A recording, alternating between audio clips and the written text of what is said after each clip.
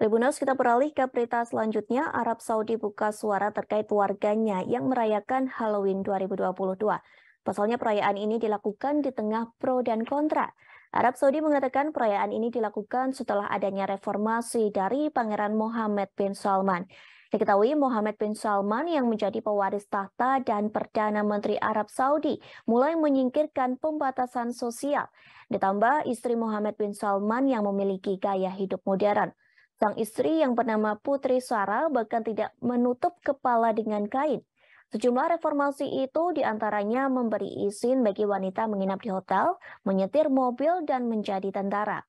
Sementara di Arab Saudi perayaan Halloween menuai kritikan, pasalnya Muslim berpendapat perayaan Halloween di Arab Saudi sebagai tindakan tidak menghormati tanah suci.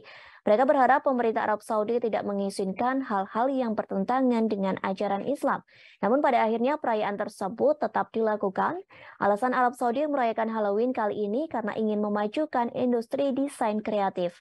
Diketahui sebelumnya warga Arab Saudi turut merayakan pesta Halloween yang berlangsung mulai Kamis 27 Oktober hingga Jumat 28 Oktober. Warga berkumpul di Boulevard Riyadh yang disulap menjadi tempat penyelenggara pekan menyeramkan atau Scary Weekend. Pengunjung festival diberi tiket gratis asalkan mereka menggunakan kostum yang menyeramkan. Tujuannya yakni membuat festival beratmosfer menyenangkan, menggetarkan, dan menggairahkan dengan adu kreativitas kostum. Abdurrahman, seorang warga yang menghadiri festival Halloween Arab Saudi, mengaku bergabung dengan perayaan ini hanya sekedar untuk bersenang-senang. Ia mengaku tidak tahu soal hukum halal haram Halloween yang kerap menjadi kontroversi di Timur Tengah.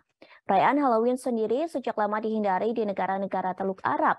Namun tahun ini warga Arab Saudi menganggapnya sebagai hiburan yang tidak merugikan siapapun.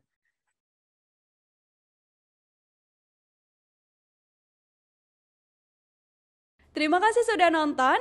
Jangan lupa like, subscribe, dan share ya.